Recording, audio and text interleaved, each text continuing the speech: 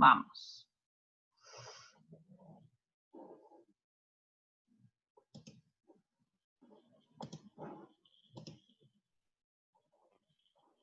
Bueno, buen día a todos y todas. Es la tercera clase de óptica no lineal.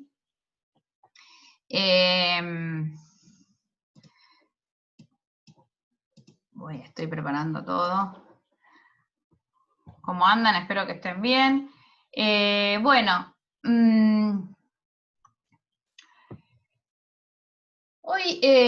Hoy vamos a ver, si se quiere, hoy es la última clase que vamos a terminar de ver las cosas generales de la óptica que nos van a servir para encarar ya a partir de la clase que viene problemas ya de óptica no lineal.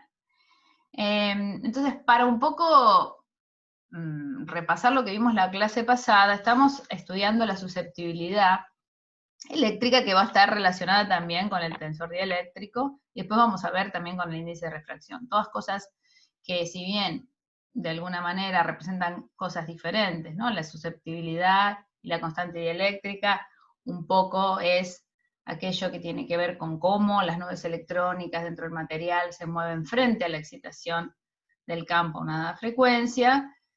El índice de refracción por ahí lo relacionamos más con la velocidad, lo vamos a ver hoy, vamos a empezar a ver hoy y seguir, pero son todas cantidades que más o menos nos están diciendo lo mismo y nos dan una caracterización del material. Entonces, la clase pasada, medio para resumir, vimos que la susceptibilidad, ¿qué vimos? Primero que era un tensor, ¿está bien? Esto lo que va a hacer es que la polarización va a mezclar de alguna manera, ¿está bien? Las componentes del campo, ¿está bien? La polarización no tiene por qué apuntar en la misma dirección que el campo eléctrico incidente. Después, ¿qué vimos? También vimos que la polarización es dependiente de omega, o sea, esto es la dispersión. Y esto, ¿se acuerdan que estaba relacionado con que no había una respuesta en general, una respuesta instantánea del material a la excitación óptica? Y después, otra cosa que vimos también es que la susceptibilidad eléctrica la podíamos escribir como una parte real y una parte imaginaria. ¿Está bien? Que le llamamos en algún momento chi 1 y chi 2. Y que esto de alguna manera está relacionada con la absorción. En realidad, la parte imaginaria está relacionada con la absorción y la parte real está relacionada con lo que llamamos dispersión. ¿Está bien?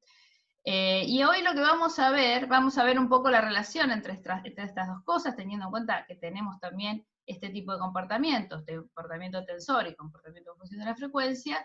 Vamos a ver que estas dos están relacionadas en unas relaciones muy especiales que ustedes me gustaría que se lleven como mensaje, no solo por la materia, sino para que tengan, digamos, para que relacionen todas las piezas por ahí sueltas que tenemos, y que les vaya quedando algún mensaje para llevarse a su casa de cómo están relacionadas esas partes. Sabiendo siempre que estamos haciendo todo el tiempo aproximaciones, como ya sabemos. Bueno, voy a tratar de cambiar ¿se cambió ahí, Yani, la pantalla? No, se sigue viendo No la te hoja escucho, esta. ¿cómo? Se sigue viendo esta hoja. Ah, ok, entonces es que tengo que, bueno, ven, este tipo de cosas que tengo que configurar. Sí, el problema de Zoom es que cada vez que querés abrir una nueva ventana o algo por el estilo te hace dejar de compartir y compartir pantalla de nuevo. Sí, No lo se que puede pasa es que hay manejar. una manera de compartir el escritorio directamente, que eso es lo que tengo que ver, que vos podés pasar de una a otra. Sí, hay dos maneras. Bueno, ahí sí se ve ahora la clase. Se ve. Ahora sí, ¿no? Bueno, Sí, muy sí. bien. Entonces, vamos a empezar.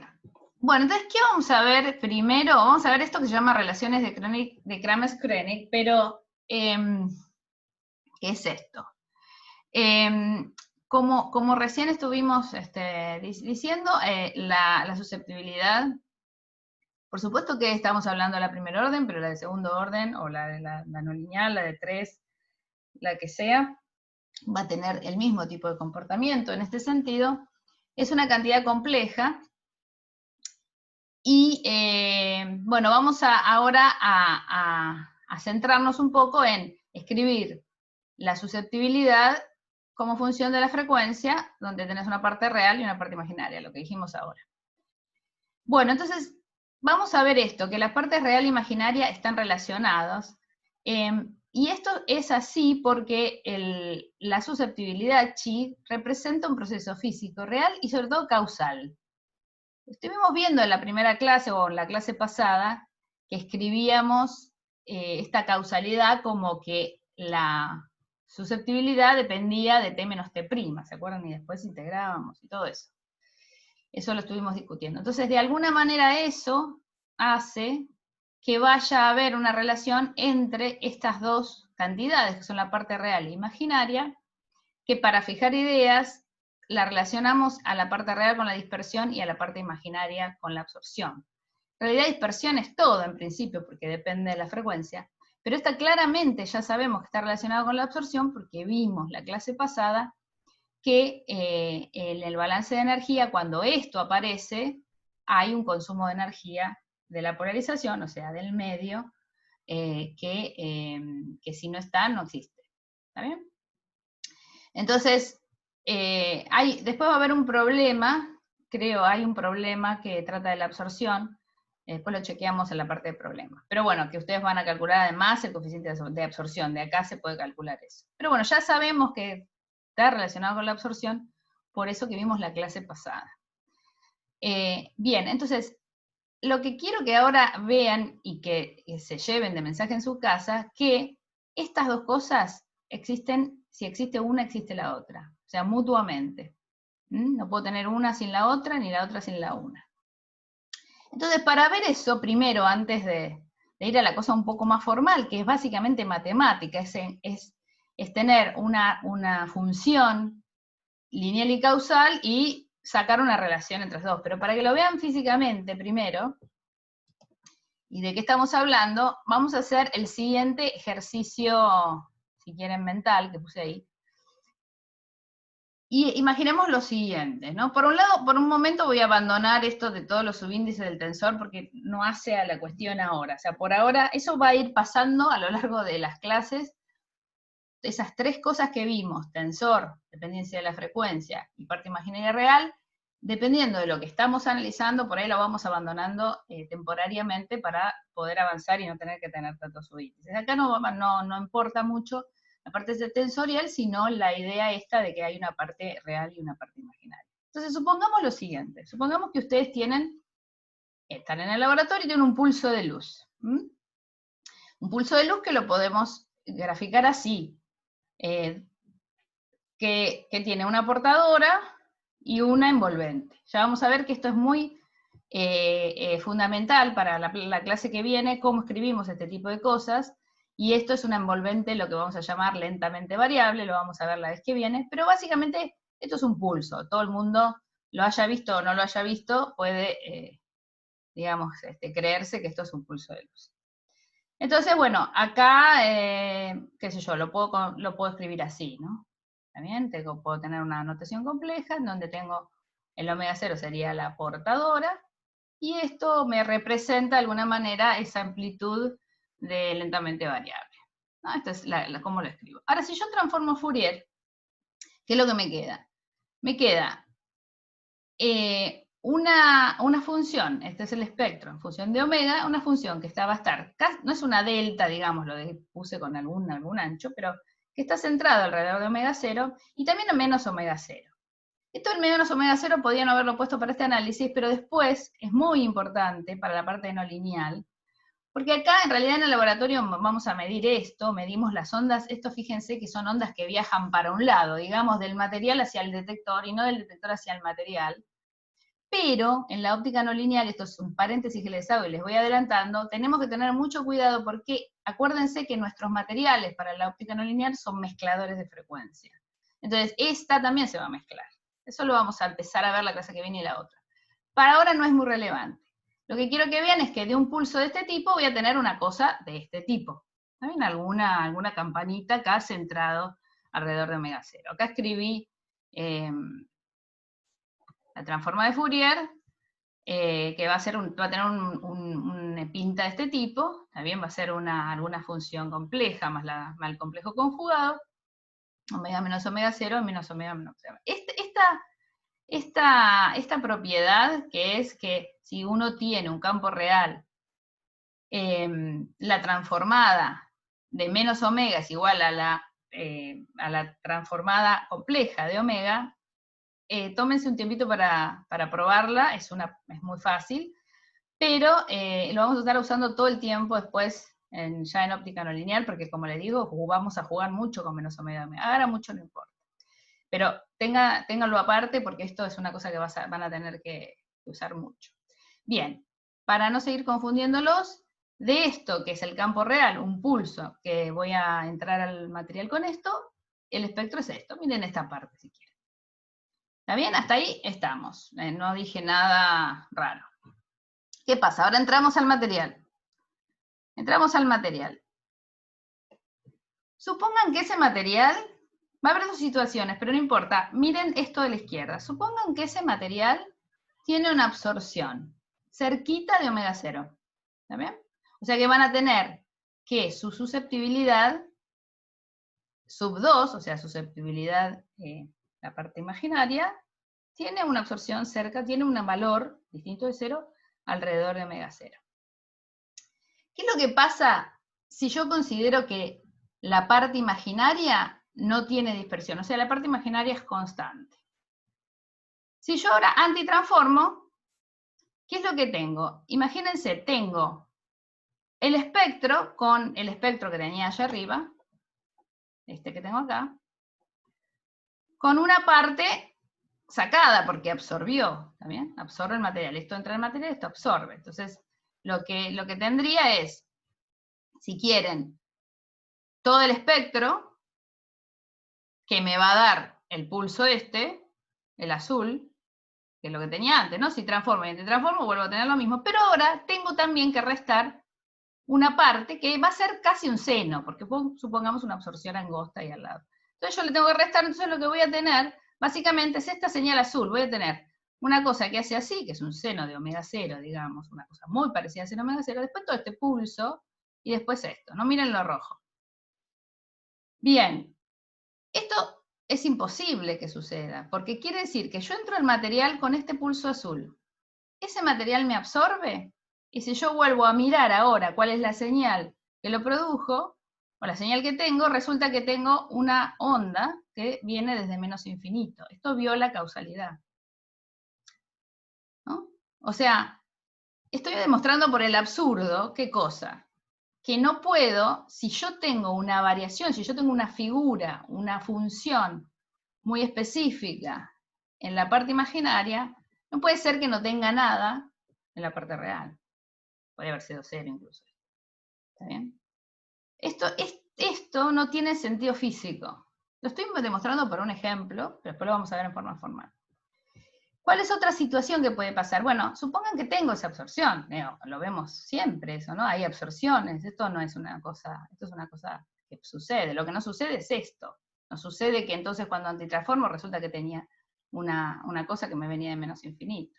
Se enteró el menos infinito hace 4 años atrás, se enteró lo que pasó ahora en el material, imposible. Entonces lo que sucede es que en realidad tiene que haber una función, la parte real de la susceptibilidad tiene que tener cierta función que de alguna manera, digamos, en cada frecuencia una fase que de alguna manera compense lo que está haciendo la absorción, y que me devuelva un pulso como este, por ejemplo. Puede estar un poco distorsionado, el rosa, puede estar un poco distorsionado, pero nunca puede empezar en menos infinito. ¿Está bien? Entonces, que no tenga colas, que no tenga campos a tiempos anteriores, o sea, que no viole la causalidad. Entonces, ¿qué es lo que pasa? Físicamente yo quiero que cuando se modifique la absorción, seguramente se modifique la dispersión de manera de no violar causalidad. Eso es un poco la idea de física, digamos, detrás de una cosa que es matemática, que ahora vamos a ver, que va a ser, cuando tengo una función de este tipo, voy a tener una relación entre la parte real e imaginaria. Entonces, como conclusión de este ejemplo muy, digamos, básico, pero para entender un poco lo que se viene matemático, bueno, no sé qué hice acá.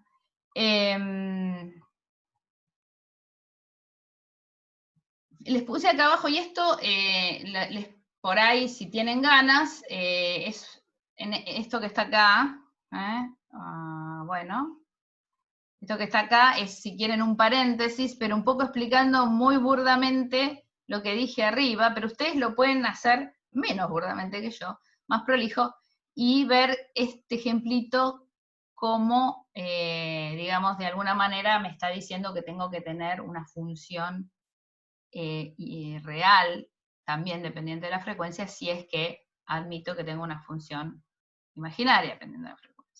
Por ejemplo, lo que está escrito acá es, rápidamente, supongan que tengo el vector de desplazamiento, que tengo una parte real, o sea, es una parte real de la susceptibilidad por E, más una parte imaginaria de la susceptibilidad por E, y la parte imaginaria, esto es una B, es directamente lo que dije, ¿no? Alguna función delta o algo parecido a la delta centrado en omega 0. Pues mírenlo bien, pero entonces, lo mismo que dije en dibujito, lo digo acá. Supongamos que esto es constante, una constante. Acá saco el valor, entonces, de D en función del tiempo.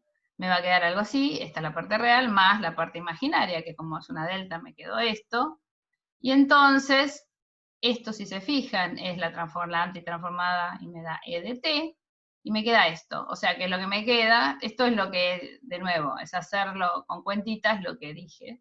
Lo que me queda es que recompongo una cosa, un campo de desplazamiento que va a ser el campo, digamos, una constante, más o sea, lo que tenía primero, más este seno que les dije. Esto no es físicamente razonable. Entonces, ¿qué es lo que tengo que hacer? Esto por ahí lo pueden proponer ustedes. Yo acá, un ejemplo, decir, bueno, no, en realidad, ¿qué es lo que tengo que hacer? Con esto, de alguna manera, tratar de que esto no me suceda. O sea, esta parte va a tener que modificar de manera que no tenga un seno que empiece en infinito y empiece en menos infinito y termine en infinito.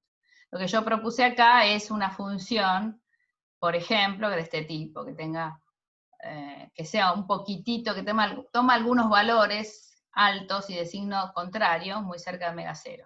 Esta es una función así. Y si se fijan y lo ponen acá, ¿está bien? Esto va a compensar el seno de la parte imaginaria de la susceptibilidad. Esto lo digo muy rápido, es lo mismo que expliqué, digamos, con los dibujitos, proponer una función así manualmente. Pero una función de este tipo, con dispersión, o sea, dispersión en la parte real, me puede poner entonces alguna cosa que me compense esto que me agregó la parte imaginaria. Bueno, un poco esta es la idea general, pero bueno, matemáticamente, ¿qué es lo que digamos, formalmente uno dice?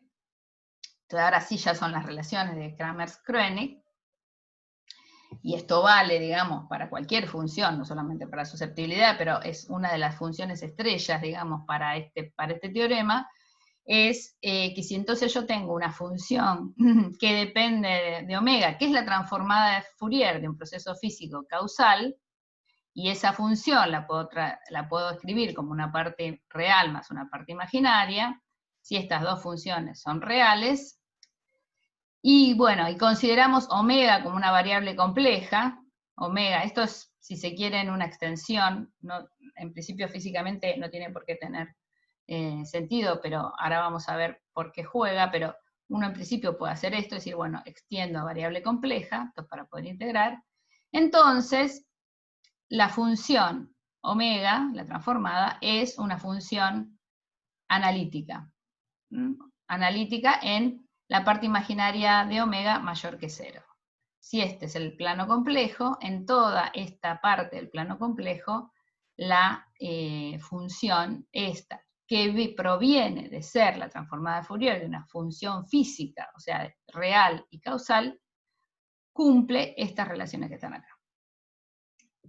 Y estas relaciones que están acá son que la parte real es alguna integral de la parte compleja, y la parte compleja es alguna integral de la parte real, básicamente. Para hacer esto hay que saber, como en general uno acá, fíjense que tiene denominadores que pueden ser resonantes si uno está trabajando cerca de omega, entonces uno acá tiene que hacer, en general, este cálculo, digamos, tiene que agarrar repasar los elementos del cálculo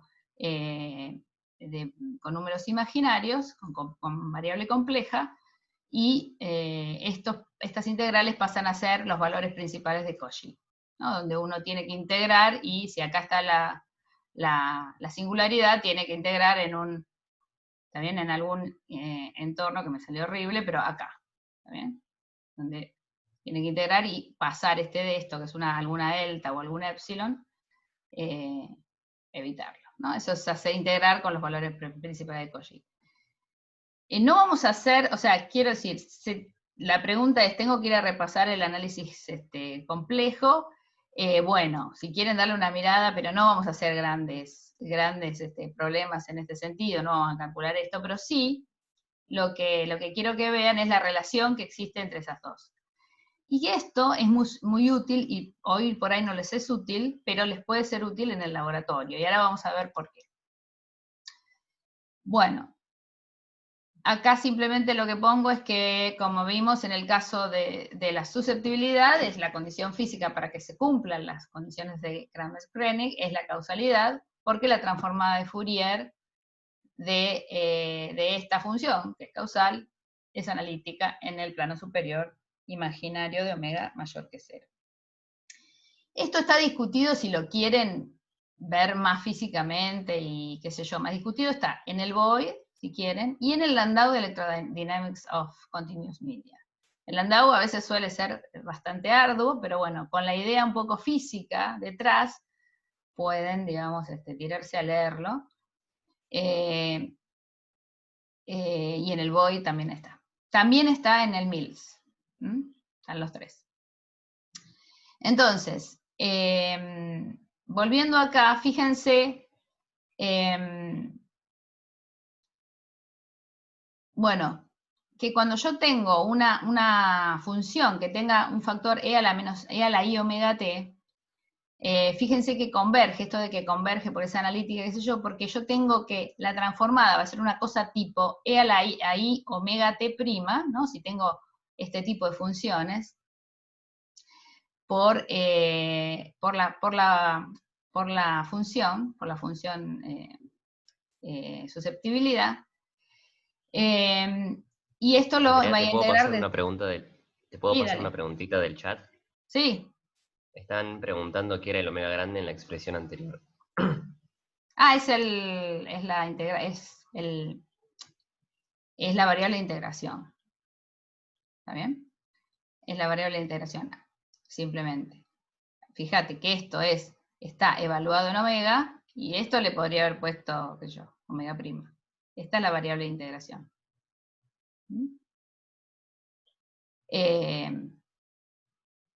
Nada más que eso. De nuevo, estas integrales, si uno las quiere hacer bien, las tiene que hacer con cálculo complejo, etc. Pero no me interesa demasiado, más que vean que esto va a tener un polo, ¿está bien? Para calcular, y que hay una relación entre ellas. Déjenme avanzar un cachito más y parece entiende algo más. Entonces, lo que queríamos decir es que esto lo tenemos que integrar entre 0 e infinito, no entre menos infinito e infinito, por un tema de causalidad. Si la frecuencia es imaginaria, esto se me transforma en una exponencial decreciente, y si la función está bien conformada, esta integral converge, si no, no, básicamente. Si la integral fuese de menos infinito a infinito, no converge. Esto de alguna manera me da una idea de que funciones bien conformadas y son, digamos, que representa la susceptibilidad, y si la considero que esta va a ser 0 para todos los tiempos anteriores, o sea, causalidad, esto ya lo hicimos en algún momento, entonces me da razonablemente una convergencia de esta integral. Si no, si esto no fuera así, no me da una convergencia razonable. ¿Tá? Esto de nuevo está discutido acá. Bueno, entonces si yo ahora lo pongo en términos de la susceptibilidad que lo ponía, no sé por qué se me... acá, como la parte real más la parte imaginaria, escrito, digamos, en esa función especial, me da que la parte real se va a escribir como esto. De nuevo, esta es la variable de integración. Es una función fea, digamos, la tengo que integrar y sacar. Pero lo que me interesa es que acá estoy haciéndolo en función de la parte imaginaria, y cuando calculo la parte imaginaria en función de la parte real. Esto lo que me dice es, si yo mido en el laboratorio o la absorción, que sería esto, o la dispersión, que sería esto, y hago estas cuentas, obtengo la otra. Esto es muy útil para los físicos que miden estas cosas, porque muchas veces, o sea, medir la dispersión sería, yo mido en la respuesta del material en todos los colores. Medir la absorción es más fácil en el laboratorio en general. Entonces, en general lo que se hace es, se mide la absorción y después de ahí se sacan las constantes para la dispersión. Es un poco, la idea de darles esto, de alguna manera, de nuevo, no es para que se metan demasiado en hacer estas cuentas, sino para que sepan que esto se puede hacer. Y no solo eso, tener en la cabeza que si ustedes tienen absorción, van a tener dispersión por estas relaciones. Y si ustedes tienen dispersión, van a tener absorción por estas relaciones. Un poco el mensaje que quiero que les quede es ese, más allá de que, bueno, hay que hacer cálculo acá para, bueno, evitar estos polos y todo eso. Pero digo, eso un poco no importa, salvo el día que lo tengan que hacer. Igual, digo, lo que sí tienen que tener en la cabeza es esto. Esto está relacionado, uy, qué mal que anda el coso acá. Bueno, esto está relacionado con esto y viceversa. ¿Tá? Un poco es la idea. Bueno. No sé si había otra pregunta. No. Bueno. Bien, entonces el mensaje para la casa es ese. Que no existe una sin la otra. Bueno, vamos a entrar ahora en un tema de modelo. Esto, digamos, si se quiere, lo que vimos hasta ahora son como las cosas generales de la susceptibilidad, como en forma general es un tensor, como en forma general depende de la frecuencia, como en forma general tengo una parte real y una imaginaria, y cómo se relacionan esas partes reales e imaginarias. Un poco es lo que venimos dando. Ahora lo que queremos es hacer un modelo muy básico, pero muy útil, de cómo es la forma de esa susceptibilidad. Entonces, vamos a hacer, siempre estamos en un modelo clásico, después, vamos, como les dije, vamos a tener, digamos, vamos a hacer algunas cosas con los modelos cuánticos, pero el modelo cuántico más adelante pero el modelo clásico es muy útil para muchas situaciones, y después lo vamos a validar, algunas de las cosas que hacemos acá, con el modelito cuántico que también vamos a hacer, que es bastante restringido, después van a ver. O sea, uno tiene que hacer, digo, para usar el modelo cuántico y que sea mejor, que, digamos, que supere las predicciones del modelo clásico, y tiene que hacer un montón de aproximaciones, y a veces entonces es mucho más útil el clásico. Pero bueno, vamos a hacer la cosa más simple que se les puede imaginar, y tal vez ya se lo están imaginando. Esto se llama modelo lorentziano de la susceptibilidad. Entonces acá lo que vamos a tratar es de ver cómo es la forma de esa susceptibilidad. Entonces, el modelo más simple está un poco descrito acá. Es considerar que los átomos son osciladores armónicos amortiguados, básicamente. En realidad voy a considerar que están quietos los núcleos, y que lo que están oscilando son las nubes electrónicas. Entonces, en este caso, además, vamos a considerar que hay una sola frecuencia de resonancia. También va a ser un oscilador con una frecuencia propia. Y bueno, como dije, dispersemos el movimiento de los núcleos. Entonces los electrones supónganse que esto es el potencial que sienten los electrones. Entonces, en cualquier punto de equilibrio podemos pensar el potencial como cuadrático en primera aproximación. ¿Ven? Yo estoy acá, en principio puedo pensar el potencial como un potencial cuadrático alrededor de este punto. Entonces, ¿cómo es eso? Simplemente planteo la ecuación de Newton, entonces la masa por la aceleración, ¿está bien? Donde R, bueno, es la posición del electrón. Voy a tener una fuerza restitutiva, y esta fuerza restitutiva, ya lo vamos a poner así, es un modelo en donde, como dije, si el potencial es cuadrático, la fuerza va a ser lineal, ¿está bien? Pero uno podría, en principio, considerar términos superiores del potencial y entonces, a su vez, de la fuerza restitutiva. Esto es lo que vamos a hacer, supongo, en la clase que viene o en 2 clases, para empezar a estudiar justamente la salida de la linealidad. Pero en principio uno propone en este oscilador que la fuerza restitutiva es lineal, ¿no? Esto es lo que hacen siempre los físicos toda la vida. Perdón.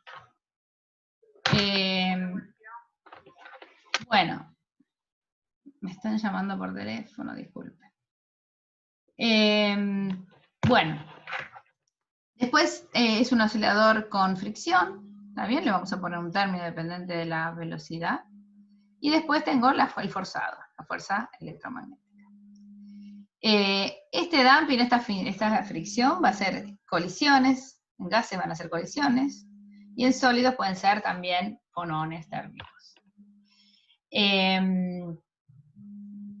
Bueno.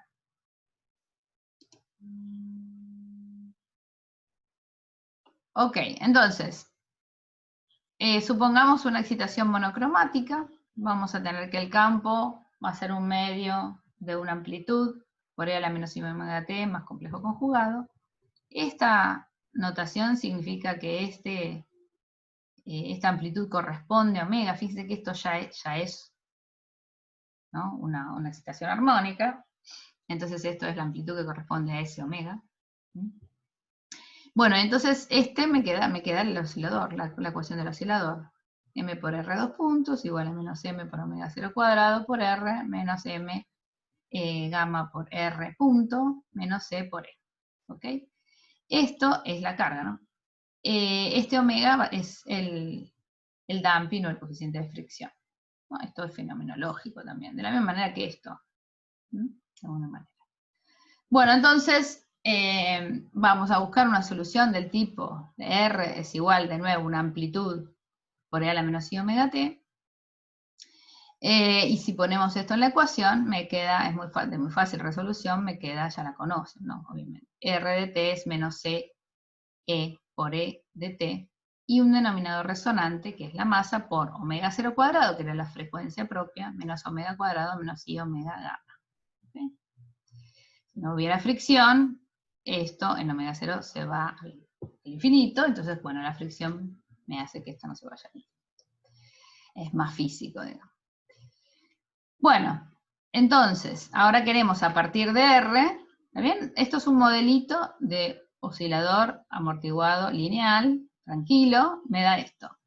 Entonces, la densidad, ahora la polarización, que es la densidad de polarización, el número de osciladores, n osciladores, por unidad de volumen, multiplicado por el momento dipolar individual, menos E por R. Entonces la polarización va a ser menos E por R por el número de osciladores por el volumen, ¿no? Bueno, más complejo conjugado. Entonces, ponemos esta expresión que sacamos en R y nos queda esta expresión. ¿Está bien? Este prefactor, el campo y este denominador resonante para la polarización. Más complejo conjugado.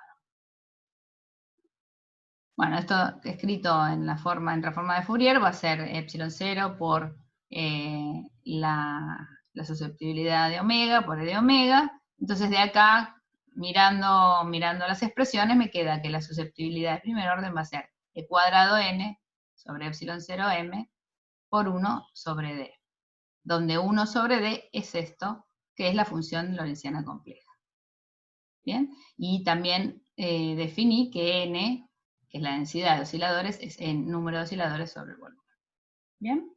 Entonces, esta, que es la primera expresión que sacamos para la susceptibilidad, haciendo un modelo muy sencillo, que es el de un oscilador forzado amortiguado. Bueno, esta función la conocen, es la función lorentziana, y esta ecuación es de la clase pasada, pero bueno, la pongo otra vez acá. Recuerden que el tensor dieléctrico, acuérdense que acá le saqué los índices tensoriales, porque bueno, acá no nos está importando eso, pero el tensor dieléctrico es 1 más la susceptibilidad, 1 más chi, y entonces finalmente podemos escribir con un poquito de álgebra, si quieren repetirlo, hacerlo en sus casas, el tensor dieléctrico, o la función dieléctrica sería acá, como una parte real más una parte imaginaria, y nos quedan estos dos choclitos como parte real imaginaria de también lo podríamos haber hecho para la susceptibilidad, lo hacemos para la función dieléctrica. Entonces, ¿qué es lo que tiene digamos, de particular esto? Bueno, los denominadores resonantes, obviamente. O sea que algo va a pasar cuando omega está cerca de omega 0, claramente. Bueno, entonces, fíjense, si ahora lo miramos para... Tenía una consultita. Sí, por favor. ¿Hay alguna forma, ya sea teórica o experimental, de conseguir esos parámetros del modelo como gamma? Omega 0 supongo que es fácil midiendo la absorción y viendo dónde alcanza un pico, pero los otros parámetros me parecen como, Mirá, si se quiere, un poco raros. Acá abajo está. Ah, ok. Ahora lo veo, pero justamente es lo que me dice. Ahora lo miramos. Dale, gracias. No solo eso. Ustedes, llegamos a esto, digamos, en el vacío. En el vacío quiero decir, sin saber si esto se cumple o no. Pero una cosa que ustedes pueden hacer siempre que llega una expresión, eso lo iba a hablar después para los problemas, es hacerse un mini código, 2 líneas de código y dibujárselo, todas las funciones, para tener idea de lo que estamos hablando y de qué cosas se pueden medir. Y te viene la pregunta de qué cosas se pueden medir y no. Pero ahora lo vemos. Pero antes que eso, fíjense que si uno hace para frecuencias muy alejadas de la resonancia, o sea que esto, digamos, de alguna manera se desprecia, esto es muy grande, bueno, acá que les queda les queda, perdón, sí, un omega 0, perdón, muy alejada de la resonancia, pero para el lado bajo, sí, lo estaba haciendo al revés, lo estaba haciendo de estas. Primero vamos para alejada de la resonancia, pero cercano a 0. Si es cercano a 0, esto se va a 0, está bien, esto se va a 0, y esto me queda una constante, que es esto que está acá, con un omega 0 cuadrado abajo, porque esto está omega 0 cuadrado, ¿bien? Me queda una forma de este tipo para la constante eléctrica, la función dieléctrica, ST le pongo estacionaria, me queda una forma de este tipo, donde esta constante de acá es la frecuencia del plasma, lo que llamamos la frecuencia del plasma. Es la densidad electrónica por E cuadrado dividido epsilon 0 masa de electrón. Todo esto a la 1/2, bueno, si es el cuadrado sin la 1/2. Bien, y después, para frecuencias muy altas, alejadas de la resonancia, pero muy altas, eso sí, lo que se tacha esto me queda como un 1 sobre omega cuadrado, bueno, para omegas muy altas se me va a 0, o sea que me queda igual a 1. ¿Bien? O sea que para frecuencias muy bajas tengo esta expresión, para frecuencias muy altas tengo esta expresión. Es más, a las frecuencias, al epsilon en ST lo puedo poner como epsilon en infinito, que es 1, más la frecuencia del plasma al cuadrado dividido omega 0 cuadrado. Bueno, entonces también acá hay algo más, que si uno, lejos de la resonancia, no vale el modelo lorentziano va a estar bueno cerca de la resonancia, lejos, bueno, quién sabe, pero bueno, uno puede pensar en una susceptibilidad de fondo, y en realidad el 1 transformarse en algún valor. De hecho, cuando uno va y mide, y ahí es la pregunta, que no sé quién me preguntó, pues no vi el, no sé quién fue, pero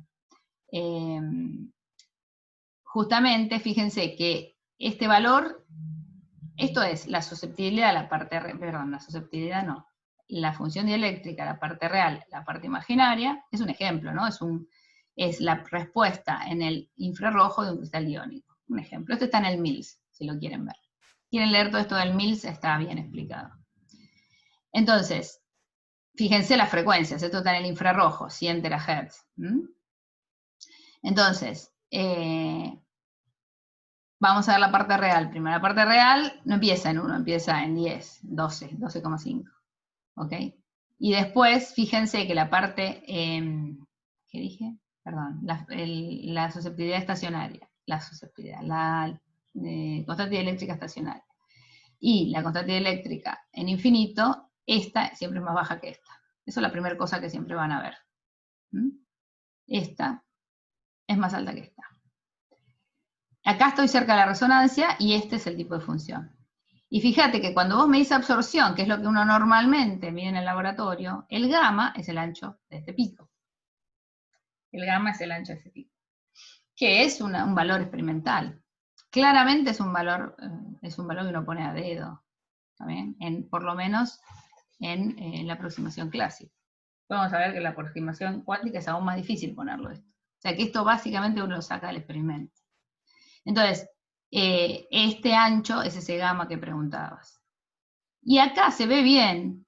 Fíjense que está bueno mirarlo, ahora volver a Kramers-Kronig y decir, bueno, en esta parte que no pasa nada, y acá tampoco pasa nada, pero en esta parte que pasa un montón, y acá también pasa un montón. Quiere decir, si se mueve la parte real, se mueve la parte imaginaria. Y eso es muy interesante y muy importante porque uno ve todo el tiempo, ahora cuando en los trabajos, digamos, actuales, que se quiere actuar y hacer ingeniería sobre las susceptibilidades o los tensores dieléctricos o el índice de refracción, todas cantidades relacionadas, en una parte del espectro. Dice, ay, mira qué lindo, en esta parte del espectro yo hago ingeniería y consigo que, no sé, la parte real o que la dispersión valga tanto, o que no haya absorción, qué sé yo. Bueno, inmediatamente si haces eso, estás también modificando en esa parte del espectro la otra parte de la susceptibilidad o del tensor dieléctrico. O sea, están relacionados todo el tiempo. Eso es un poco el mensaje. Se ve acá. Entonces, de nuevo, me gustaría, si bien no hay un problema si hay un problemita, pero siempre que llegamos a algo, toma la costumbre, vamos a empezar a hacer problemas que ustedes resuelvan más numéricamente que analítico. Este no sería el caso, se puede resolver, pero traten de escribir 2 liñitas de código y siempre dibújenselo para entender un poco mejor lo que están obteniendo. Bueno, entonces esta es la primera, si se quiere, cuando hay una resonancia entonces en el material, es la primer modelo que podemos hacer fácil de susceptibilidad. De nuevo, acá estoy graficando función dieléctrica, pero sabemos que están relacionadas. O sea, cuando hablemos de susceptibilidad, tensor dieléctrico o función dieléctrica, índice de refracción va a ser lo mismo, digamos. Cantidades que más o menos se relacionan. Bueno, muy bien. ¿Tienen alguna pregunta hasta acá? No sé si... Bien, entonces seguimos un cachito más. Estoy fijándome cuánto falta. Seguimos un cachito más. Cualquier cosa hacemos, a ver. Vamos a parar un cachito acá y que ya van 45 minutos, un poco más. Hacemos un pequeño intervalo. Voy a parar. Hola a todos. Vamos a parar un cachito. Bien, continuamos. A ver, vamos a compartir.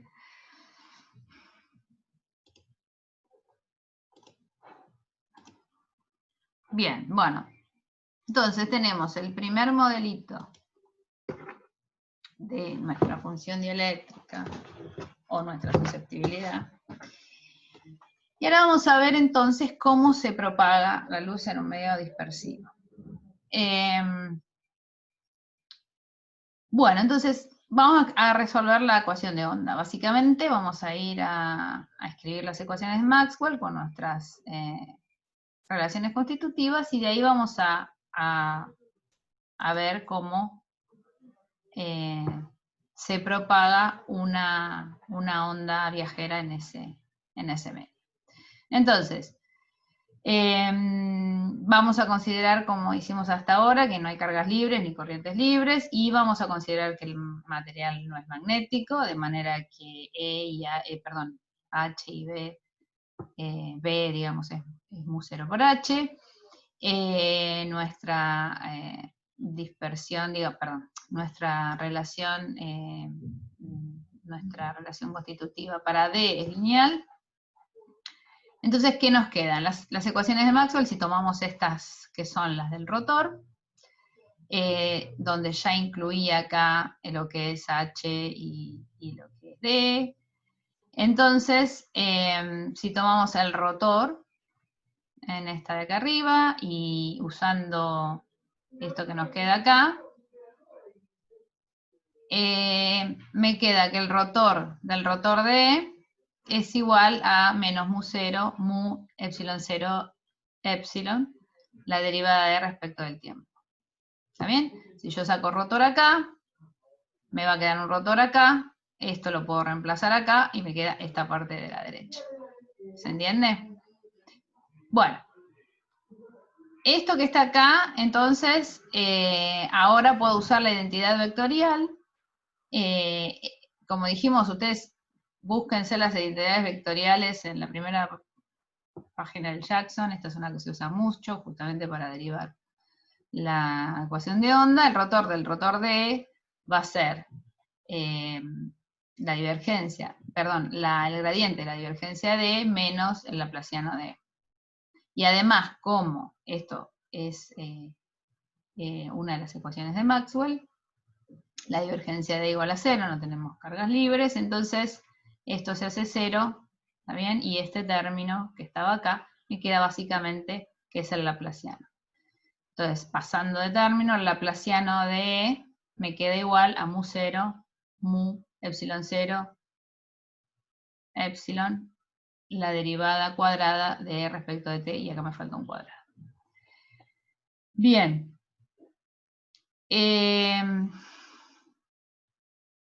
Entonces, este tipo de ecuaciones es la que llamamos ecuación de onda. Sabemos que es del tipo derivada cuadrada de I respecto de, acá, acuérdense poner un cuadrado, respecto de I respecto de X cuadrado, es igual a 1 sobre B cuadrado de la derivada de I respecto de T cuadrado. Donde identificamos esto como la velocidad de la onda. Entonces, en esta ecuación, esto va a estar relacionado con la velocidad de la onda, en particular 1 sobre B cuadrado va a ser mu 0, mu epsilon 0, epsilon. En el espacio libre, epsilon y mu son 1, entonces fíjense que la velocidad de la luz, que va a ser reemplazar esto acá, la puedo definir de acá o la puedo identificar como 1 sobre la raíz cuadrada de mu 0, epsilon 0. O sea, la velocidad de la luz en el vacío. ¿Está bien? Hago esto y esto igual a 1, me queda esto, me queda que la velocidad es la raíz 1 sobre la raíz cuadrada de mu 0, epsilon 0 es la velocidad en el vacío de las ondas electromagnéticas. Y en un medio que tenga epsilon y mu, lo que voy a tener es que esa velocidad es c sobre la raíz de epsilon mu. En óptica, como dijimos, por lo menos por ahora, siempre que no haya materiales magnéticos, podemos decir que mu es 1, así que esto lo escribimos como c sobre n, y básicamente n va a ser la raíz cuadrada de epsilon, y este es el índice de refracción, que usamos mucho en el laboratorio, por ahí más que las otras cantidades, que es lo que más está relacionado, como ven, con la velocidad de la onda. La velocidad en un medio va a ser c sobre n. Bueno, entonces, una vez que tenemos esta ecuación, que identificamos la velocidad, etcétera, etcétera, vamos a buscar una solución del tipo de ondas planas, sea la IKR menos omega t. Entonces reemplazamos, si reemplazamos todo esto aquí, en esta ecuación, en esta de acá, nos va a quedar obviamente van a bajar los exponentes, tanto del laplaciano como la derivada temporal, y nos queda esta ecuación. C cuadrado, K cuadrado, dividido omega cuadrado, es igual a epsilon. Epsilon que depende de omega. Esta es la relación de dispersión para la solución de onda plana. Esta que está acá. ¿Qué llamamos relación de dispersión? Bueno, la relación entre K y omega. Como nosotros ya tenemos un modelito para esto, vamos a poder visualizar. Pero en general, bueno, uno puede tener una función dieléctrica que depende de omega, y bueno, de esta manera se relaciona K y omega. Entonces,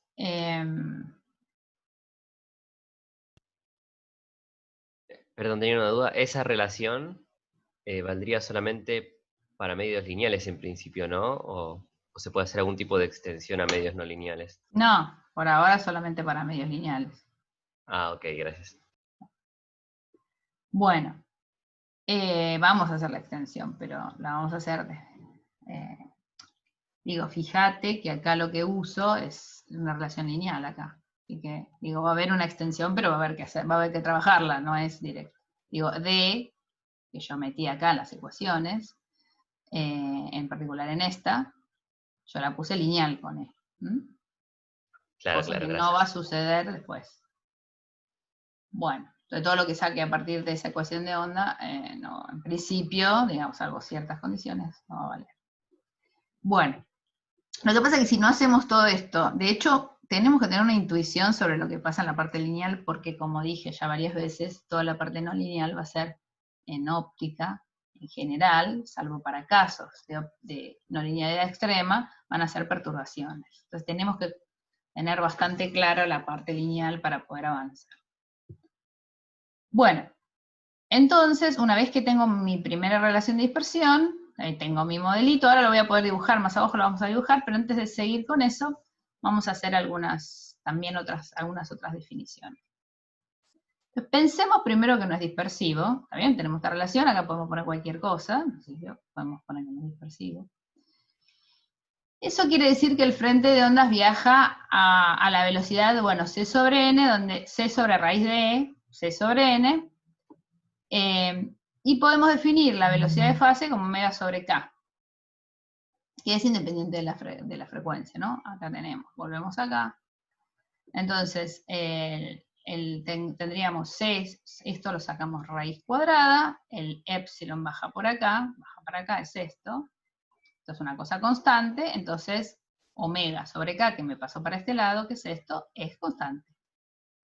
Esto es lo que se llama la velocidad de fase, y es independiente de la frecuencia. Entonces, volviendo, si tengo un medio dispersivo, si tengo un medio no dispersivo, el frente de ondas viaja a una velocidad de fase que es omega sobre k, independiente de la frecuencia.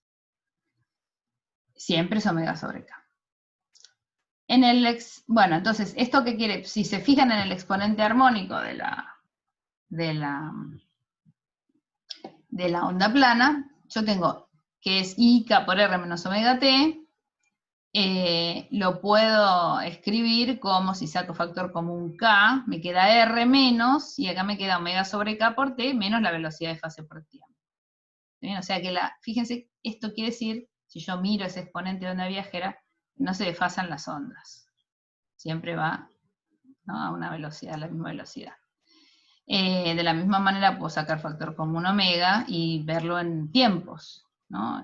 Me queda un tiempo, saco acá de nuevo factor común ahora omega, me queda que es omega por un tiempo menos lo que me desplacé x dividido la velocidad de fase. ¿Sí? Entonces, estas todas tranquilitas van a la misma velocidad. ¿Eso qué quiere decir?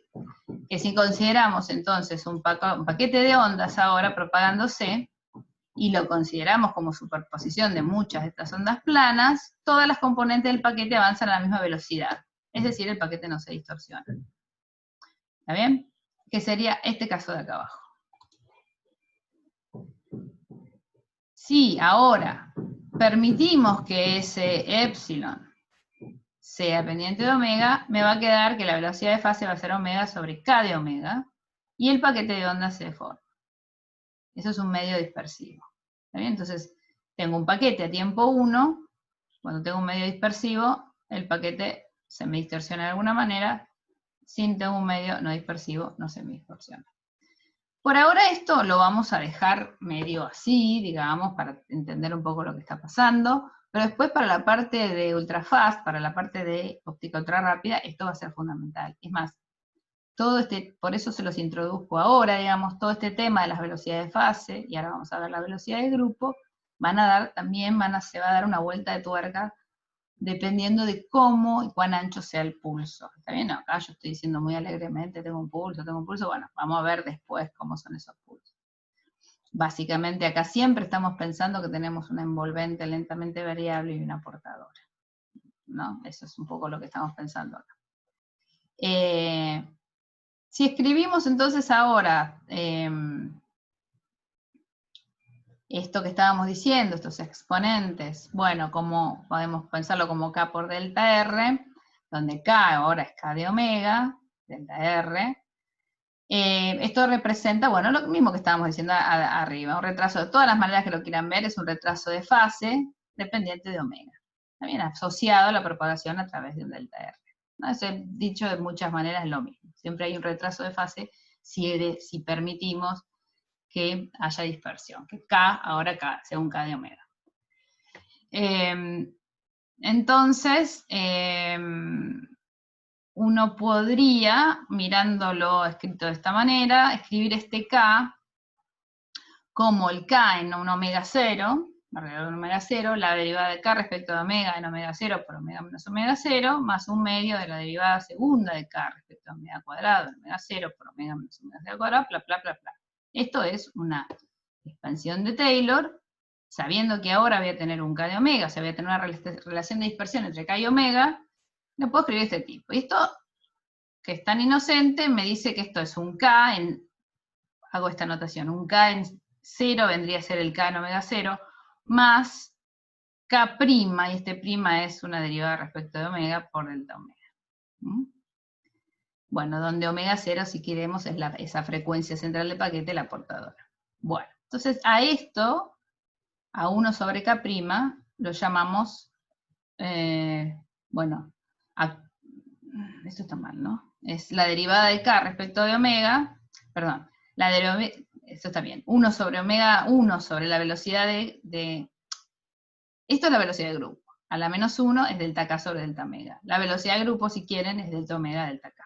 ¿Está bien? Evaluado en omega 0. Hice un lío, pero bueno, esto lo que me da acá es, bueno, la velocidad de grupo, porque elegí un coso demasiado grueso. Pero bueno, la velocidad de grupo va a ser delta omega delta K. Recuerden que la velocidad de fase era omega sobre K. ¿Ven? Omega sobre K.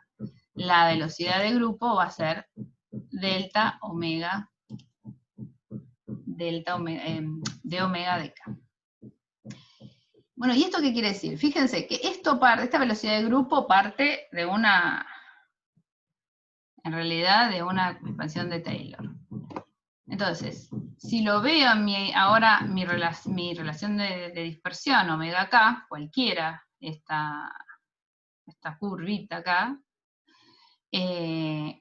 la velocidad de fase en este punto omega 0, digamos, va a ser simplemente la pendiente. Yo trazo la pendiente, es omega sobre K.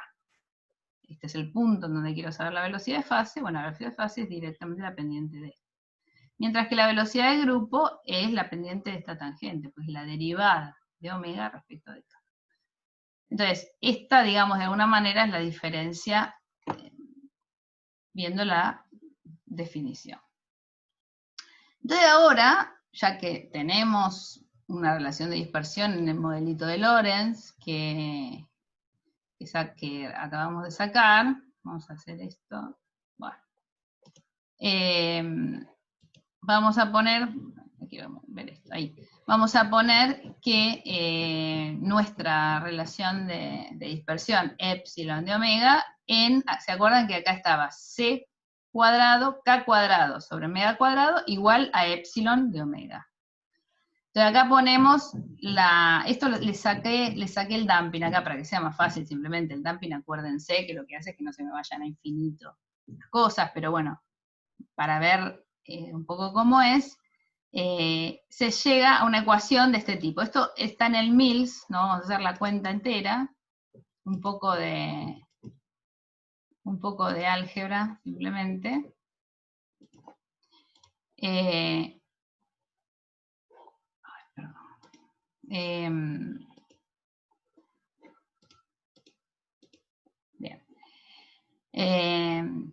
Pero bueno, me queda una cosa así, esto ya se acuerdan la forma que tenía, entonces lo que me queda, si esto lo dibujo y de nuevo, pongan esto en una línea de código y dibujen estas cosas. Esto está hecho unas cuentitas en el Mills, el álgebra para llegar a esto, háganlo en la computadora y chau. Pero bueno, omega en función de K, esta relación de dispersión, me queda, poniendo eso, me queda de este tipo. Fíjense que tiene dos ramas, acá hay unos cuadrados, eso me va a dar dos ramas. Está la rama superior, la rama inferior. Fíjense que estas líneas acá corresponden a considerar que la onda viaja con el índice de refracción, que sería la raíz de este n, es el índice de refracción en infinito, aquel índice de refracción en las frecuencias muy altas, esto es en las frecuencias muy bajas, el ST, acá le llama SST. Y después tengo estas dos ramas. En esta parte, por ejemplo, no hay propagación, o sea, entre omega 0 y este otro valor, no hay propagación. Eso es porque ahí el epsilon se hace menor que 0, si lo analizan con cuidado, y entonces el K se transforma en imaginario puro, porque es un K cuadrado. Si es un imaginario puro, cuando lo pongo en la ecuación de la onda viajera, me queda una exponencial decreciente, no se propaga. Entonces en esta zona pasa eso. Y después hay otras singularidades, como por ejemplo, si recuerden que la velocidad de fase en un punto es la pendiente, la velocidad de fase, por ejemplo, acá sería infinita. ¿Está bien? Pero sin embargo la velocidad de grupo es 0, o sea, es finita, y también en los puntos siguientes.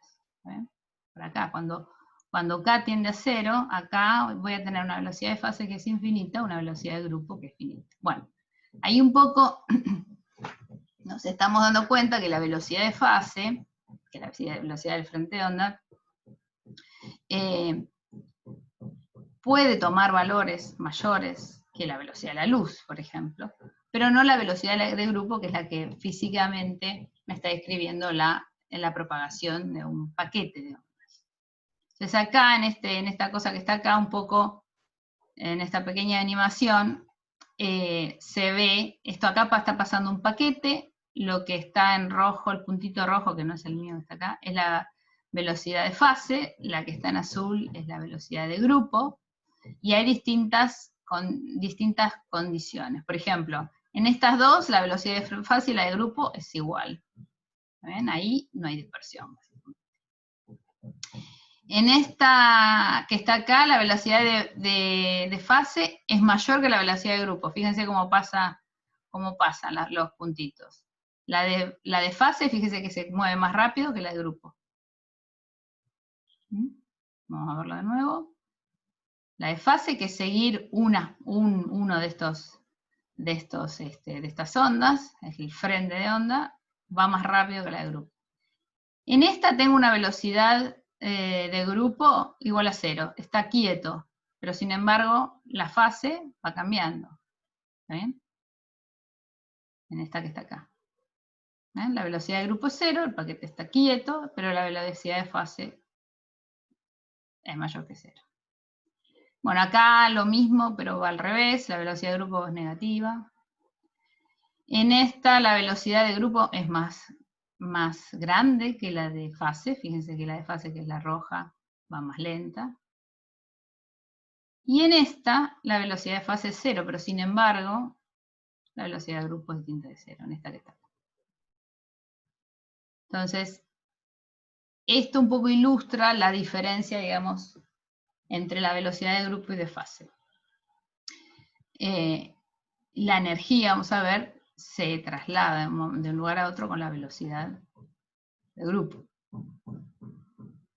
Y la velocidad de fase puede tomar valores como estos, si bien de nuevo, es un modelito muy sencillo y acá además no hay disipación, acuérdense que no hay fricción. Bueno, puede pasar que en algunos lugares de la curva tenga velocidades de fase mayor que la velocidad de la luz. No debería pasar eso nunca para la velocidad de grupo. Ahora, esto es lo que uno aprendió, esto en realidad todos lo vimos en algún momento en electromagnetismo, pero lo que no, y vamos a ver, quiero que recuerden un poco de alguna manera esta ecuación. O sea que nuestra definición de velocidad de grupo, que sería la inversa de esto que está acá, de omega dk, proviene de una expansión en Taylor, ¿está bien? Lo que vamos a ver en óptica no lineal es que en realidad esto no es suficiente para describir la propagación de un pulso, porque va a haber lo que se llama la dispersión de la velocidad de grupo. Y la dispersión de la velocidad de grupo son todos los términos de orden superior, y va a haber términos de segundo orden, de tercer orden, de cuarto orden, etc.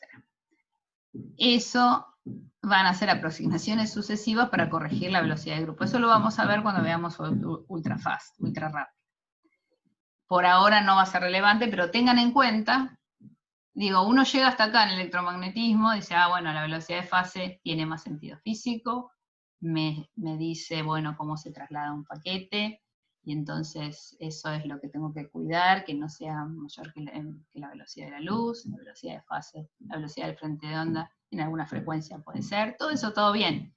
Ojo, que eso también se va a poner eso viene de una aproximación, también vamos a necesitar para cuando esos pulsos son pulsos cortos y hay dispersión y dispersión fuerte, corregir con las dispersiones de la velocidad de grupo. Va a venir más adelante, pero como adelanto. Bueno, por eso es importante que repasemos, porque si no después no podemos arrancar. Siempre vamos a arrancar de una cosa que va a ser una aproximación sucesiva, digamos, de lo que dejamos de óptica lineal. Bueno, hasta acá, bueno, Disculpa, de nuevo, Andrea. lo que yo... Sí, dígame. Sí, Fernando soy. Te quería hacer una pregunta. Sí, Fernando. Con respecto al tema de los pulsos, de cómo se van deformando. Sí. Cuando hay dispersión en el laboratorio, ¿la dispersión está en los elementos ópticos, en el aire? Sí. O sea, a lo que voy es lo siguiente. Yo sé que para poder manejar el tema de la dispersión hay que poner ciertos elementos ópticos como para poder mantener el pulso sin deformación. ¿Dónde se genera esta dispersión? ¿En el aire también o solamente en los elementos ópticos? Después vamos a verlo bien en la parte de ultrafast, pero ya te voy adelantando. Estos son los términos que empiezan a jugar, las dispersiones de la velocidad de grupo. Vos se te va desarmando el paquete porque los colores, digamos, van viajando a distintas velocidades. Claro. Si vos tenés pulsos muy cortos, como los que vamos a ver después, no un paquete, este paquete que está acá, bueno, no está a escala, pero proviene si querés hasta, no pero hasta de 2 ondas que las haces batir y tenés un paquete, digamos, no. Claro. Lo que vamos a ver después son paquetes reales en donde, ¿qué es lo que pasa? Tenés muchos colores ahí adentro. Entonces, cuando vos empezás a tener diferencias de velocidades de los distintos colores y tenés muchos colores, tenés una distorsión muy grande del pulso. Cuanto más angosto es el pulso, más te va a jorobar esa dispersión para un dado material. Los materiales son todos materiales. El aire es un material, el vidrio es un material, y todo lo que traspase el pulso es un material. Si no es vacío, es material. Entonces, por más que en el aire, porque tu pregunta es, ¿se me va a dispersar en el aire? Y sí, se te va a dispersar en el aire. ¿Por qué? Porque vos estás trabajando con un montón de frecuencias. Si vos estuvieras trabajando con poquitas, yo te diría, bueno, podemos verlo, digamos, va a haber ejercicios de eso después. Pero para que tengas la idea la respuesta corta es, el aire me dispersa, la respuesta corta es, depende de cuán corto sea tu pulso. Si tu pulso es muy Ok. corto, o sea, hay muchos colores, ¿no? Si voy al espectro de Fourier, hay muchos colores en ese pulso, entonces hasta el aire te va a jorobar. Si tu pulso no es tan corto, podés despreciar la dispersión del aire. Pero siempre considera que el aire es un material más. Ahora, por supuesto que el vidrio te va a dispersar mucho más, ¿no? Pero puede Claro. llegar si vos tenés pulsos, por ejemplo, del orden ya de 10 femtosegundos, no sé qué pulsos vos trabajás por ahí en el laboratorio, si vos ya tenés pulsos de Los que 10 salen del pulso. femtosegundos, de 10, 15 hasta 20, ya el aire te empieza a jorobar. ¿Mm? Claro. Porque son espectros muy, muy anchos. En cambio, si vos Sí, tenés sí. pulsos de 50, 60, 100 femtosegundos, no, el aire no te joroba. Tenés que tener muchísimo, o sea, tenés que recorrer muchísimo para que te empiece a jorobar. En una mesa óptica, digamos, no te joroba. Pero sí, no sé con qué pulsos estás vos, pero empieza todo. Bueno, eso lo vamos a ver bien después, ¿no? Pero para como un adelanto, te digo que, bueno, depende, la respuesta es depende del ancho de tu pulso. ¿Se entiende? Ok, gracias. Sí, sí, sí. Bueno. Ok, entonces, yo tengo obreros en mi casa hoy.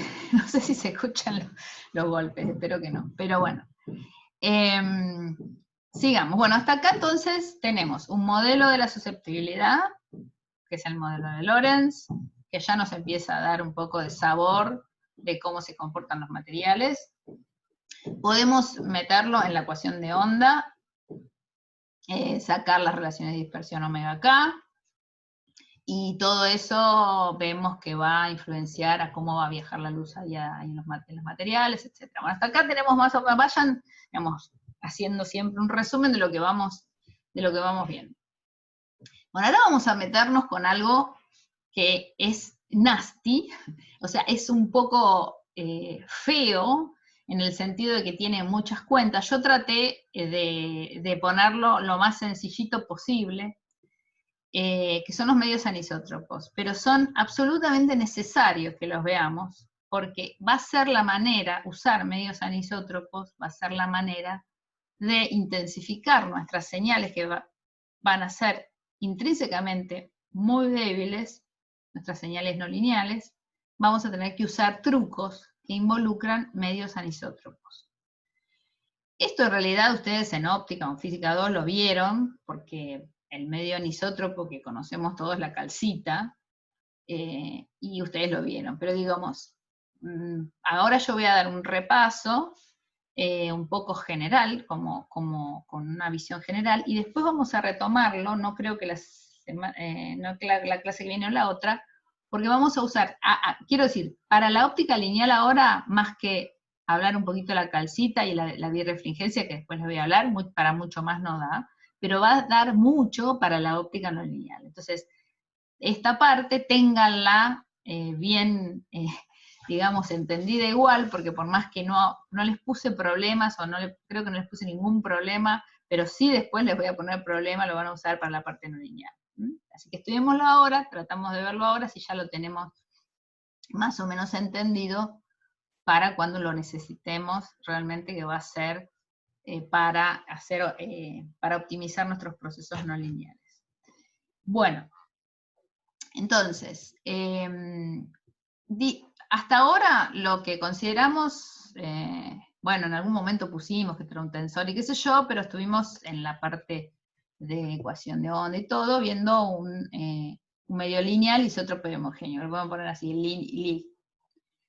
LIH. Y bueno, también consideramos a estos escalares. Digo, por eso los consideramos escalares. Lineal ya sabemos, isótropo y homogéneo.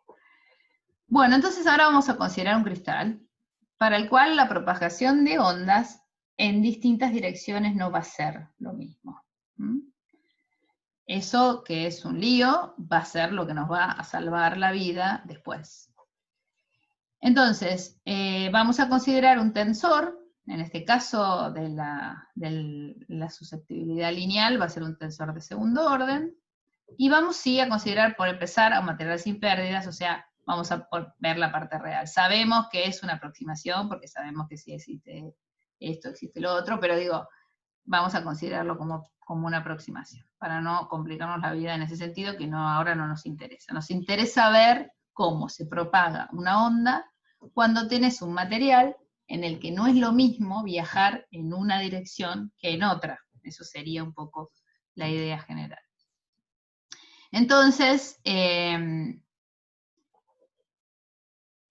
como una aproximación, este tensor tiene todos sus elementos reales, entonces la matriz, esta es una matriz, este tensor de segundo orden, es hermítica y sabemos por esa propiedad que va a existir un sistema de coordenadas para el cual esta matriz es diagonal, ¿no? Yo directamente escribo la matriz diagonal. Obviamente que puede ser que ustedes no tengan estos elementos de la diagonal, pero por las condiciones de estos coeficientes, ustedes pueden encontrar entonces una base diagonal, en donde puedan diagonalizar.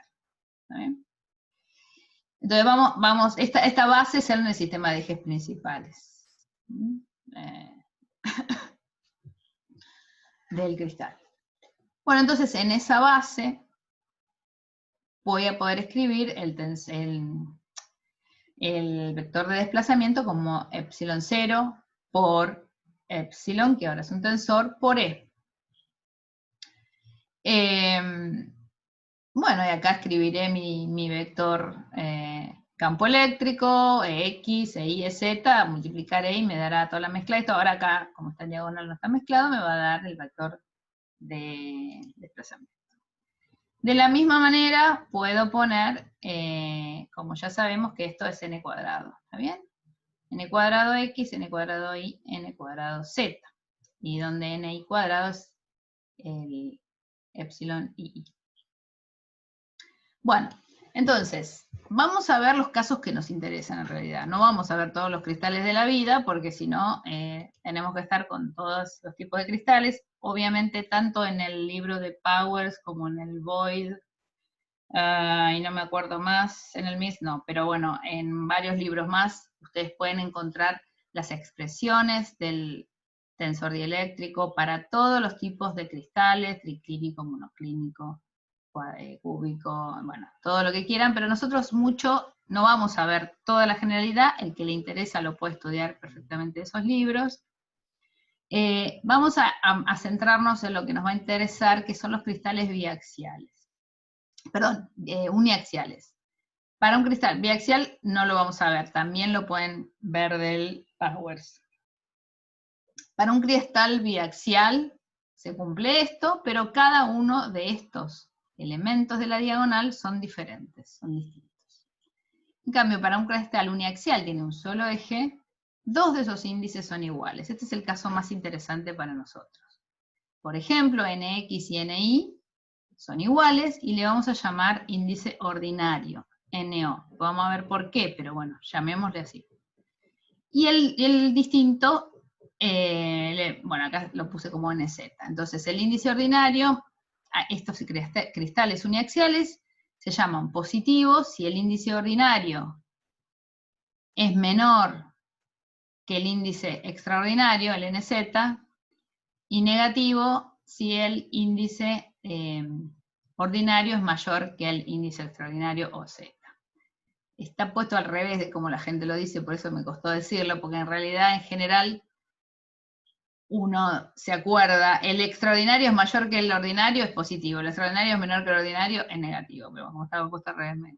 Pero bueno, estos son nombres, pero sí, como ustedes van a los libros, o cuando van a comprar, van a ir a comprar un cristal, qué sé yo, bueno, y cuando van a comprar un cristal que necesitan anisótropos para hacer sus cosas en el laboratorio, les van a decir, es uniaxial, negativo o positivo. Es toda terminología que se usa mucho, así que está bueno que la sepan.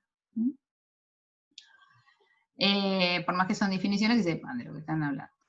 Bien, entonces, y por supuesto, si todos los índices son iguales, el cristal es isótropo, donde tenemos un solo índice de refracción, y para este caso volvemos a la relación de dispersión que teníamos. Entonces, bueno, está escrita al revés, pero digamos K cuadrado es igual a omega n sobre C al cuadrado, y donde n es un solo numerito. ¿Está bien? Esta ya la conocemos. Ahora queremos ver qué pasa para esto. Bueno, entonces, entonces ahora para empezar a complicar la cosa, este K, que es el módulo al cuadrado del K, lo podemos poner en términos de sus componentes. Podemos poner kx al cuadrado más ki cuadrado más kz cuadrado igual a omega n cuadrado sobre c. Perdón, omega n cuadrado sobre c está mal. Va al cuadrado afuera. Entonces, una forma alternativa de escribir esto, vamos a definir K0 como omega sobre c, donde este sería el vector de onda en el vacío, básicamente. Entonces, fíjense que esto que está acá arriba, haciendo un poquitito de álgebra, se puede escribir como kx cuadrado más ki cuadrado más kz cuadrado dividido en e cuadrado menos k0 al cuadrado igual a 0. Bueno, eso tenemos por un lado. Y lo dejo acá porque, porque después nos vamos a estar refiriendo a esto. Esto es cuando tengo, de nuevo, esto no necesité mucho hacerlo, pero sí lo que me dice que todas las componentes de K, cualesquiera que sean, va a tener esta relación. Ok. Eso para medio es otro. Entonces ahora tenemos que derivar la relación de dispersión, porque esto viene de haber derivado la relación de dispersión esta, que era de un medio donde no consideramos la anisotropía, era isótropo. Ahora vamos a hacer lo mismo que hicimos recién, digamos, para esos medios, pero para un medio material anisotrópico. Entonces, de nuevo, vamos a partir de las ecuaciones de Maxwell, y vamos a llegar a una ecuación de onda, pero ahora, bueno, tenemos que considerar que estos son tensores, vamos a proponer soluciones del tipo de onda planas como teníamos acá, era la I KR menos omega t, y fíjense que cada vez que, bueno, esto ya lo sabemos, derivamos respecto de t, va a bajar menos i omega, cuando hagamos el gradiente va a bajar un IK, y también recuerden que K, el vector K, va a ser n omega sobre c por el versor K, o K0 n por K. ¿Bien? Esto también recuérdenlo, K vector es K0 por n, todo el tiempo vamos a estar usando esto. K0 era el vector de onda en el vacío, por n, que va a caracterizar el medio. Bien. Bueno, si hacemos esto, volvemos a hacer lo mismo, tenemos las ecuaciones de Maxwell, volvemos a poner nuestro medio no magnético, nuestro medio lineal, sin cargas ni corrientes. Entonces, haciendo estas derivadas, me quedan estas ecuaciones de acá. Bueno, revísenlo, pero digamos, usando lo que es el K-versor, lo que es el K, etcétera, me quedan estas cosas de acá. Y si ahora, usando de nuevo la misma identidad para el producto vectorial triple, lo mismo que hice antes, pero usando 41 y 43, usando las ecuaciones de los rotores, lo mismo que hice antes, pero poniendo conservando con mucho cuidado los vectores de K, los módulos de K y el tensor, me queda esta relación de dispersión. De nuevo, háganlo ustedes con cuidado, partiendo de esto, y usando la identidad, llegan a esto. Hasta acá esto lo pueden hacer. Después les diría que lo que viene ahora, bueno, pueden hacerlo, pero se tienen que tomar un tiempito. Entonces, bueno, esta es la relación de dispersión, ahí estamos. Para un cristal anisotrópico, donde simplemente tuvimos cuidado en decir que esto es un tensor, no hacer ninguna cosa rara, considerando el tensor epsilon como constante. Bueno, entonces, ¿cómo es esta ecuación? Esta ecuación va a tener componentes, esto es una ecuación vectorial, va a tener componentes vectoriales en X, en Y y en Z, donde estos términos son algo, ¿está bien? Algo, y van a tener que todo eso es igual a 0, y a su vez este algo, que ya es bastante cuentoso, tiene una forma que va a ser, ¿no? O sea, se mezcla todo con el tensor. Entonces estos, que son las componentes vectoriales de esto, que en principio es una ecuación para K, va a tener a su vez, cada uno de estos va a tener esta forma, otra expresión por X más otra expresión por Y más otra expresión por Z. Y yo tengo que hacer que todas esto sea 0 para las tres direcciones.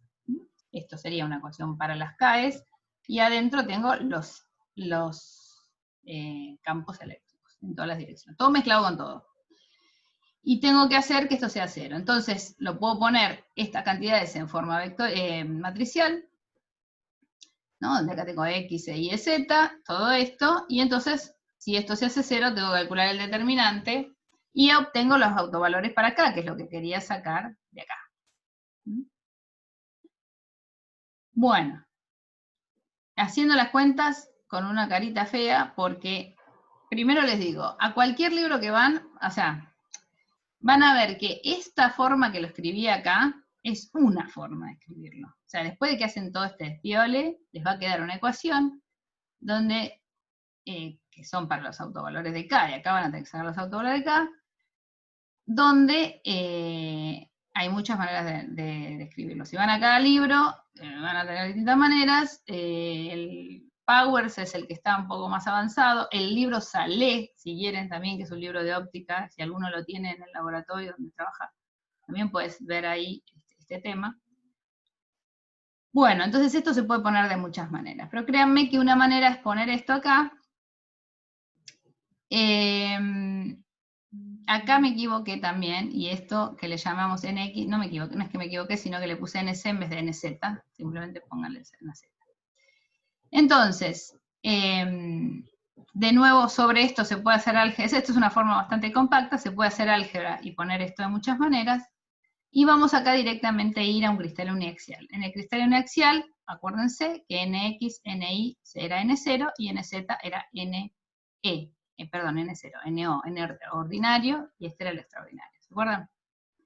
Bueno, de nuevo, haciendo álgebra, queda esta relación así que es muy, a mí me parece más conveniente que las que están en otros libros, donde tengo una expresión multiplicada por otra expresión igualada a 0, y estas expresiones son muy lindas, porque esto es una esfera, ¿está bien? Igualada a 0, para acá, ¿no? Y es una esfera en donde se está propagando, si quieren, ahora vamos a ver, pero donde está involucrado el índice ordinario. Esto es como cualquier material isótropo. Si se fijan, es igual, voy a volver para atrás, disculpen que haga esto, es esto, básicamente, que era lo que teníamos para un material isótropo. Entonces, esta forma es linda, más allá de que hay muchas formas de ponerlo, porque tengo esto. Y después tengo aquí otra cosa que es diferente, que es un elipsoide. Este es otra forma de propagación, o sea, yo cuando resuelvo toda la relación de dispersión, tengo dos formas de propagación. Una que está definida por esta esfera, y la otra que está definida por este elipsoide. Y acá sí entra a tallar el otro índice de refracción, y ahora lo vamos a tratar de descomponer. Entonces, para, digamos, recuadrar, esto representa la relación de dispersión para un cristal uniaxial. Bueno, entonces, ¿cómo escribo esto? De nuevo, pongo esto, igual a 0. Esto es una esfera. ¿Bien? ¿Y qué es esta esfera? Lo que me dice, si yo recorro por la superficie de esta esfera, lo que estoy obteniendo es K. ¿Bien? Estoy obteniendo K, que en este caso es K0N0, para todo. ¿Bien? Fíjense, voy a volver, no, lo escribí de nuevo. Disculpen que hago esto para atrás y para adelante, pero tengo K0N0, tengo el módulo de K. Bien, vamos a volver. Entonces, estas superficies son superficies de dispersión, que se las llaman. Acá no tengo nada nuevo. ¿Esto qué quiere decir? Que si yo entro al material en cualquier dirección, siempre voy a propagar esa onda con el mismo índice de refracción. Y es el ordinario. En cambio, si yo miro la otra forma de propagación que me da esta solución, tengo estos esferoides. Estos esferoides depende de que sea prolado u oblado, o sea, que sea más larguito o más aplastado, dependiendo como justamente son las relaciones entre NE y NO. Acuérdense que me definía el signo de el cristal uniaxial, si era positivo o si era negativo. Bueno, acá ya no es lo mismo ir en cualquier dirección. De nuevo, las superficies van a ser superficies de K, pero si yo me muevo en distintas direcciones, voy a ver distintos índices de refracción, porque no es una esfera, no es siempre lo mismo. Entonces, lo mismo pasa por acá. Bueno, entonces, estas son las dos formas de propagación. Esto se llama propagación ordinaria y extraordinaria, que sucede en un material anisótropo, en particular en el cristal uniaxial. Si pongo las dos soluciones juntas, me queda una esfera donde está contenida el elipsoide, o al revés, eso depende de si una es más grande que la otra. Puedo tener el elipsoide, la esferita más chiquita, pero siempre voy a tener un elipsoide y una esfera. Entonces, en cualquier dirección de K, me voy a encontrar que aunque voy a tener la propagación con un índice de refracción y la propagación con el otro, en cualquier índice, en cualquier dirección que me propague. En particular, si me propago en C, agarro este material uniaxial, propago en C, acá no puedo diferenciar. Si yo mando el K en la dirección de C, que le vamos a llamar justamente por esta particularidad eje óptico, este es el eje óptico, acá se llama C, le pueden llamar Z, o eje óptico, o eje uniaxial, o lo que quieran. Si se propaga en esta dirección, no puede diferenciar entre una solución y la otra. O sea que si yo en un cristal uniaxial hago propagar en esta dirección, va a haber una sola velocidad de propagación, un solo índice de refracción. Bueno, esto se llama también elipsoide de índices, que es lo mismo, pero normalizado por Casero. También para que sea directamente la superficie de índice de refracción. Ustedes en algunos libros van a ver elipsoide de índices, que bueno, simplemente sacarle el Casero, pero es lo mismo, no va a haber diferencia. Entonces veamos ahora, para un poco fijar ideas, ¿no? Esto un poco es lo que se tienen que acordar, de alguna manera tengo esas dos soluciones. Veamos un poquito para fijar ideas, y esto es hasta acá uno llega en óptica lineal, si quieren, de cómo es una refracción a través en la interfase de un medio. Supongamos que acá tenemos dos medios isótropos, con distinto índice de refracción. Bueno, esto es en el plano, ¿no? Ahora lo corto, digamos, corto la esfera en un círculo y corto el esferoide en una elipse, el elipsoide en elipse. Bueno, pero primero los dos materiales isótropos, entonces yo vengo con un calca hasta al revés de como lo estábamos diciendo, estaba apuntando al otro lado, pero para que ilustre, digamos, la forma en que llega el rayo. Bueno, entonces esto tiene una parte paralela a la superficie, perdón, una componente paralela a la superficie, una componente perpendicular a la superficie. Cuando va a pasar del otro lado, este es otro medio que está representado por este círculo, que es su elipsoide de índices, pero que acá es un círculo porque es un material isótropo. Cuando pasa eso del otro lado, lo que sé es que se tiene que conservar la componente paralela al plano. Entonces esta verdecita, que es la componente paralela, la dejo igual, y la componente perpendicular, lo que hago es alcanzar el círculo de índice, sería el elipsoide, que ahora es un círculo, o una circunferencia, y entonces este es mi valor perpendicular a la superficie. Y esta es como se refracta. Entonces, entra el rayo y sale refractándose así. Si el índice de refracción este no es menor que este, va a quedar distinto, al revés, ¿no? Háganlo si quieren, pongan el círculo más grande arriba, el más chico arriba, abajo y... Pero esta es la refracción común que conocemos, Snell, qué sé yo. ¿Qué pasa si ahora abajo tengo un material que le podemos llamar birrefringente o anisótropo, ¿no? En este caso, como es un uniaxial, es birrefringente. Entonces tenemos, de nuevo, el círculo de material isótropo arriba, pero abajo ahora sabemos que tenemos dos soluciones, una que va a ser un círculo y otra que va a ser una elipse. Entramos con un cierto K, tiene su componente paralela a la superficie, que va a conservarse. Y después voy a encontrar dos. Voy a encontrar el elipse y voy a encontrar el círculo. Esto, por supuesto, es un ejemplo, puede ser más chico el círculo que el elipse, lo que sea, pero voy a encontrar dos. Bueno, estas son las dos direcciones de propagación. Y esto lo que hace en el cristal birrefringente, que ustedes lo conocen, es la doble refracción. O sea, esto es un pedazo de calcita, y esta línea que se ve acá se ve como doble. ¿Está bien? Tengo dos propagaciones. Esta es la doble refracción, y bueno, hasta ahí llegamos siempre en óptica lineal. Esto es muy interesante, hay todo un, si quieren leer, el espato de Islandia, ay, que no me acuerdo el nombre en inglés ahora, pero bueno, son cristales que se encontraban en Islandia, y ahora hay muy pocos ya, que tienen esta pinta, son birrefringentes, y esto lo usaban, se cree, hay todo un montón de libros escritos para navegar los vikingos mirando el cielo, girándolo, y en vez de no usando, digamos, los materiales, dispositivos de navegación más modernos que tienen que ver más con el campo magnético, pero lo usaban mirando el cielo, la polarización del cielo. Y se los llevaron todos, no sé dónde están estos espatos de Islandia, porque ya gente, porque son súper recontra cristalinos.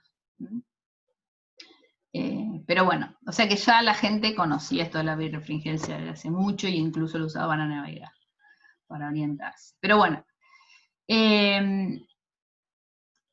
bueno, de todo esto, si quieren, o sea, lo que es, digamos, de nuevo, los mensajes que me tengo que llevar a la casa, me tengo que llevar el mensaje de que si es isótropo, el material, voy a tener básicamente un círculo, una circunferencia, una esfera, donde va a ser lo mismo propagarme para cualquier dirección. Eso ya lo sabíamos. Un material isótropo y cumple la relación de dispersión que ya sacamos para material isótropo. Si ahora pongo un cristal, que tiene direcciones cristalinas y que tiene distintas velocidades de propagación en los distintos ejes, en particular en uniaxial hay uno en particular y los otros dos son iguales, digamos, en el uniaxial. En ese caso voy a tener el esferoide de índices o el esferoide de dispersión, en realidad es un elipsoide, y voy a tener dos formas de propagación, y de ahí tengo que sacar cómo se propaga uno y el otro. Ahora, lo que nos va a interesar de todo esto, digo, lo que más nos va a interesar, es, bueno, la ecuación 47 es la que... es esta, ¿no? La que estaba subrayada, que bueno, esta sería para la propagación extraordinaria y extraordinaria. Si volvemos a esa, y ahora consideramos que tenemos la propagación en el plano, acá pongo lo mismo que sea XZ o YZ, ¿y qué plano es? Es el plano que forma el eje óptico, o sea, Z, ¿está bien? Z, horrible, con K.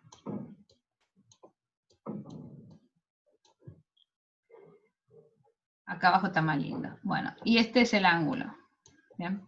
Entonces, este plano, Z con K, me propago ahí. Lo mismo si fuera el plano ZX, lo que digo acá, que es ZI, pero bueno. Entonces, si tengo la propagación en el plano, entonces hay un KI que vuela de ahí, esa ecuación 47 grandota, la parte de propagación extraordinaria, me vuela la parte de KI, que estaba acá. Entonces me queda esto, si ahora, como es esto, esta propagación, este ángulo tita, está acá este ángulo tita, pero bueno, es este tita que está acá, me queda, escribo KX, KZ, KI no existe, y recordando que K es N por K0, ahora lo pongo explícito que N va a depender del ángulo. Entonces tenemos para el índice de refracción de la onda extraordinaria, me queda, si reemplazo acá, me queda esto. Y esta es la ecuación, una de las ecuaciones más importantes para la óptica no lineal, si quieren, que me dice que dependiendo de cómo muevo este ángulo, o sea, cómo propago respecto del eje óptico, es el índice de refracción que voy a obtener. ¿Ven? El índice de refracción va a depender de tita, de esta manera, donde yo tengo como parámetros estos dos, y lo puedo mover a Piacere con el ángulo entre el eje óptico y K. De nuevo, repito, esta es la que, digamos, si algo tienen que guardar de esta clase, de esta parte de la clase, es esta ecuación, que es la que vamos a usar para crear cristales uniaxiales, como depende el índice de refracción del ángulo entre K, entre la propagación y el eje óptico. Bueno. Entonces, ya terminando, un poco esto es lo que está acá. Bueno, cambio justo cuando no tengo que cambiar. Ahí está. Bueno, esto es un poco lo que está acá, es el ángulo este, pero bueno, fíjense acá, hay una cosa que es interesante. Acá tengo K, y K siempre va perpendicular a el frente de onda, ¿no es cierto? Pero, fíjense que para cristales uniaxiales, la energía no viaja para ese lado. O sea, que está representado por este que es el vector de Poynting. Fíjense que la velocidad de grupo, que va a ser de alguna manera gradiente en K de omega, acuérdense, de omega de K, como esta es una superficie de omega constante, o sea, estoy viendo los K's, pero puse un omega para sacar esta relación de dispersión, o sea que esto es una superficie de omega, varía el K, pero es una omega constante, la derivada de omega respecto de K es esta tangente. O sea que en esta dirección va a estar la velocidad de grupo. Y la velocidad de grupo va a ser la que es paralela al vector de Poynting. Esto lo que dice es que digamos, los frentes de onda no van en la misma dirección que la energía. Y esto puede ser un problema. Fíjense que en el único lugar en donde sí pasa es acá arriba y acá abajo. Yo me propago en esta dirección o en esta. Pero en todos los demás no. En líneas generales pasa esto. Esto se llama walk-off. Lo deben haber visto también los que ya trabajan en óptica. El walk-off, o sea, yo en un material estoy propagando mi onda, pero resulta que la energía se me está yendo por un lado y acá para el otro, entonces pierdo eficiencia. Eso lo vamos a ver también bien después para el caso de no lineales. Pero fíjense, ya de ahora podemos ver que eso va a pasar. Bueno, acá es lo que puse acá. Bien, esto es lo mismo. Y acá un poco también como para cerrar, cómo son los vectores aquí de propagación, no solo K y S, sino los demás. Fíjense, acá tengo K, lo que dijimos, el vector de Poynting no tiene por qué estar este es el plano, ¿está bien? Voy de un punto al otro, este es un plano perpendicular a donde está D y H. H y B lo mismo porque sabemos que no es magnético. D y H están en este plano perpendicular a la propagación. El vector de Poynting está acá, y el E, entonces, también no tiene por qué estar en el plano perpendicular. Puede estar, digamos, lo que gira esto. ¿Ves? Esto gira, esto gira. Pero el vector E va a tener una componente en el plano y una componente perpendicular. Perdón, una componente en la dirección de K y una componente perpendicular a la K. Bueno. Un poco es todo lo que les quería contar. Si hay alguna pregunta acá. No hay ninguna pregunta, voy a dejar de compartir. Bien, sí, acá a ver, hay alguna pregunta. Lástima que en PDF está todo quieto, dice Maxi. Bueno, esto debe haber sido por la... Sí. Bueno, sí, puedo subir el Word, pero bueno, un poco por eso se los mostré despacio, para que lo vean, lo de la velocidad de grupo y la velocidad de fase. Voy a parar acá de grabar, así que